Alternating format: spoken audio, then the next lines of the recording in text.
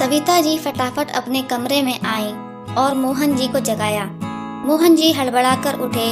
उठते से ही घड़ी की तरफ देखा तो अभी तो सुबह के 7 बज रहे थे। जैसे तैसे अपनी आंखों को मलते हुए मोहन जी सविता जी से बोले, अरे आज तुमको क्या हो गया है? तुमसे कहकर सोया था ना कि मुझे जल्दी मत उठाना। रात को जरूरी काम कर रहा था, फिर भी तुमने मुझे जल्दी उठा दिया। तुम्हें पता है ना, जब मेरी नींद पूरी नहीं होती है तो दिन भर में परेशान होता हूँ। अब पूरे दिन मुझे परेशान होना पड़ेगा। उनकी बात सुनकर सविता जी घबराती हुई बोली, अरे आपको आपकी नींद की पड़ी है, जल्दी उठो, संजना के ससुराल से फोन आया है। संजना का नाम सुनते ही मोहन जी की आंखों से जैसे नींद एकदम से ही भागी हो। क्यों, क्या हो गया? इतनी सुबह सुबह फोन कैसे आया? सब कुछ ठीक तो है ना? अजी कुछ भी ठीक नहीं है, दामाद जहाँ बुलाया है। पता नहीं क्या बात हो गई। अच्छा भी, लेकिन कोई जवाब ही नहीं दिया। एक बार आप फोन करके पूछो तो। सविता जी ने मोहन जी का फोन उनके हाथ में देते हुए कहा। मोहन जी ने भी फटाफट फोन लिया और अपने दामाद राहुल को फोन लगा दिया, लेकिन राहुल ने फोन उठाया ही नहीं। 2-3 बार मोहन जी ने फोन किया पर राहुल का रिस्पांस न देखकर उन्हें चिंता होने लगी। आखिर पलंग से खड़े होते हुए बोले, पता नहीं क्या बात हो गई है, दामाद जी तो फोन ही नहीं उठा रहे हैं। तुम जल्दी से तैयार हो जाओ, हम थोड़ी देर में ही निकलते हैं। मोहन जी का आदेश पाते ही सविता जी फटाफट बिना नहाए ही तैयार हुईं और दोनों पति पत्नी बिना चाय पिए ही घर से रवाना हो गए। अभी 2 महीने पहले ही तो संजना की शादी राहुल के साथ की है। अपनी तरफ से सब कुछ देखभाल कर ही रिश्ता किया था। राहुल आज के जमाने का पढ़ा लिखा समझदार लड़का है, वहीं संजना भी पढ़ी लिखी संस्कारी लड़की है।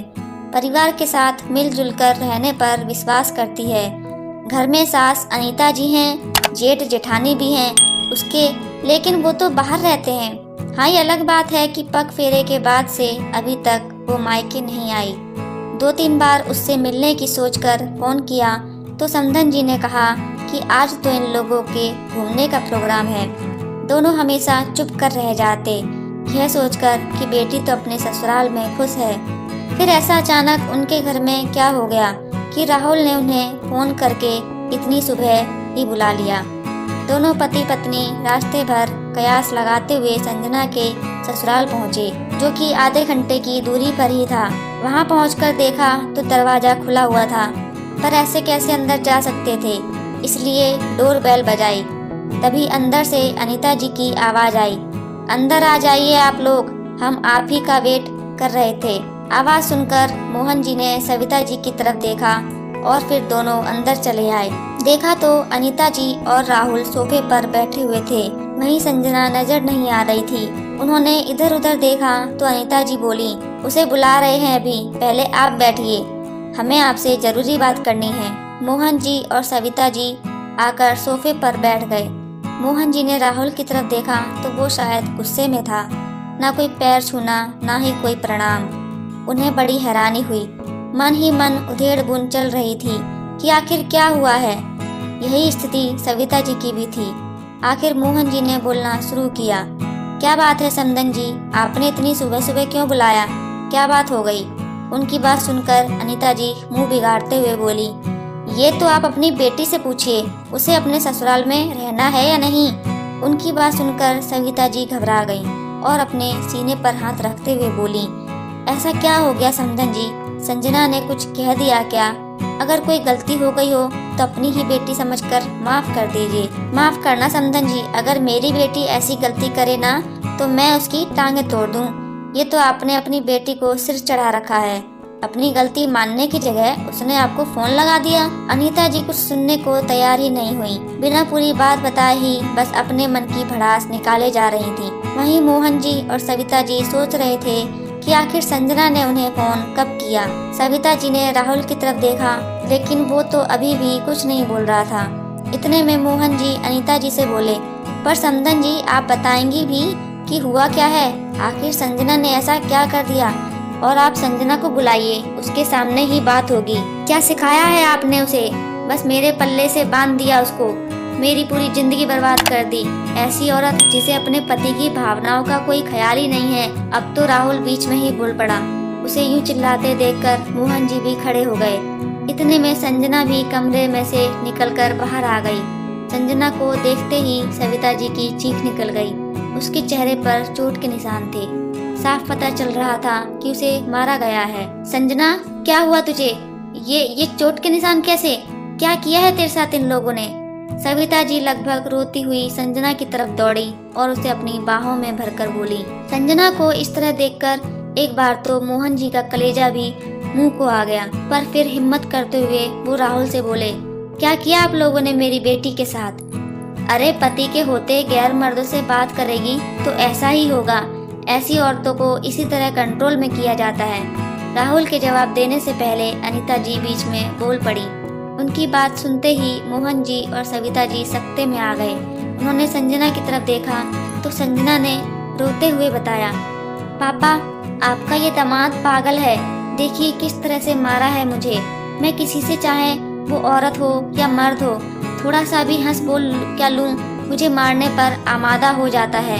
घर की छत या बालकनी में भी अकेली खड़ी हो गई तो 10 बातें सुनाता है। सबके सामने ही थप्पड़ तक लगा देता है। पग फेरे की रस्म के बाद जब भैया वापस शहर जा रहे थे तो वो मुझसे मिलने आए थे, तब भी इन्होंने मुझे थप्पड़ मारा था, यह कहकर कि यह आदमी यहाँ क्या करने आया है। उसकी बात सुनकर सविता जी ने कहा, तुम 2 महीने से ये सब क्यों झेलती रही? पहले क्यों नहीं बताया?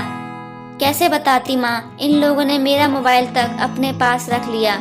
जब आप लोगों का फोन आता है तब ये लोग मेरे आसपास ही होते हैं। मुझे बिल्कुल अकेला नहीं छोड़ते कि मैं कहीं आपको बता न दूं। यहाँ तक कि मुझे मायके तक नहीं आने देते और मम्मी जी इसमें भी अपने बेटे का ही साथ देती हैं। आज सुबह मैं इनके लिए चाय बनाकर कमरे में लाई थी, तब मेरा फोन ड्रेसिंग पर ही रखा दिखा।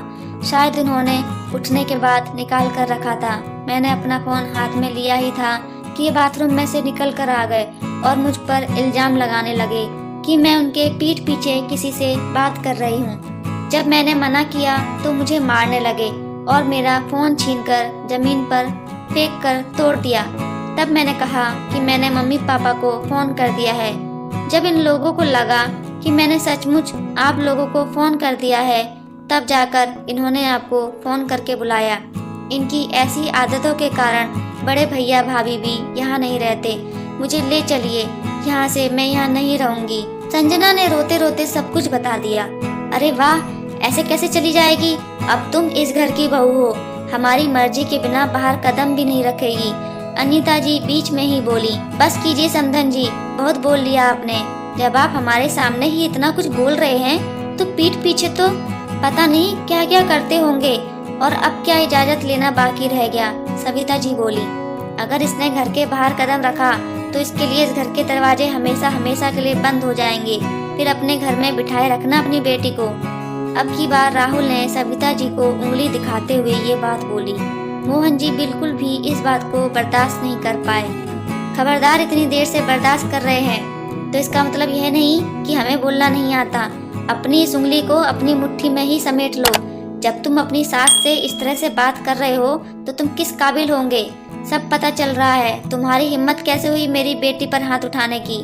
मोहन जी ने कहा तो राहुल गुस्से से उनकी तरफ देखकर बोला, ये मेरी पत्नी है, मेरी शादी हुई है इसके साथ, और आपने खुद कन्यादान किया था। अब मैं उसके साथ कुछ भी करूं, आप होते कौन हो बोलने वाले? जैसे एक प्लॉट की रजिस्ट्री हो जाने पर उसका मालिकाना हक बदल जाता है, वैसे ही एक लड़की की शादी होते ही उसके हकदार बदल जाते हैं। अब आपकी बेटी सिर्फ मेरा अधिकार है। आपका काम शादी से पहले तक था, अब आपको हमारे बीच बोलने की कोई जरूरत नहीं है। राहुल ने बड़ी बेशर्मी के साथ कहा। सुनकर मोहन जी को भी गुस्सा आ गया और वो चिल्लाते हुए बोले, शादी की है हमने हमारी बेटी की, बेची नहीं है।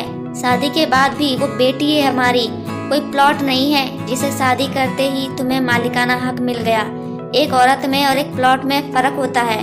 कितनी गंदी सोच है तुम्हारी।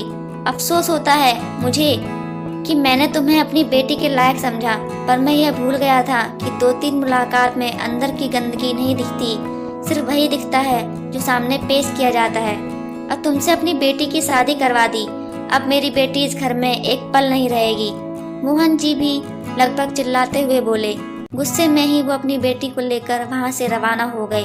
सबसे पहले वो संजना को लेकर पुलिस स्टेशन पहुंचे और राहुल और अनीता जी के खिलाफ FIR करवाई। संजना की स्थिति देखकर पुलिस भी तुरंत एक्शन में आई और राहुल और अनीता जी को गिरफ्तार कर ले गई। कुछ दिनों के बाद तलाक के लिए अर्जी दे दी गई, जिससे जल्दी ही रचना को तलाक भी मिल गया। दोस्तों, इस कहानी से हमें यह शिक्षा मिलती है कि कभी भी अपने परिवार में होने वाली शादी के वक्त जिस परिवार से रिश्ता जोड़ने जा रहे हैं, उस परिवार के बारे में पूरी जानकारी लेने के बाद ही कोई फैसला लेना चाहिए, चाहे वो एक लड़की हो या लड़का। शादी जैसे फैसले पर दो परिवारों का भविष्य पर क्या असर पड़ने वाला है, इसका जरूर सोचना चाहिए। मैं ये नहीं कहती कि हमेशा लड़के के घर वाले या लड़के गलत होते हैं। आज के वक्त में ये परेशानी लड़की के घर वालों की तरफ से भी आ सकती है, इसलिए शादी करने से पहले अच्छी तरह से जानकारी ले लें, उसके बाद ही कोई फैसला लें। दोस्तों, आप इस कहानी को सुनकर क्या सोचते हैं, अपनी राय कमेंट में जरूर दें। साथ ही वीडियो को लाइक शेयर करना जरूर, जिससे सभी लोग जागरूक हों और आगे भी ऐसी कहानी से सीख लेने के लिए मेरे चैनल को सब्सक्राइब कर लें और ऑल नोटिफिकेशन ऑन कर लें, जिससे आगे आने वाली कहानी आपको सबसे पहले मिल जाए। धन्यवाद।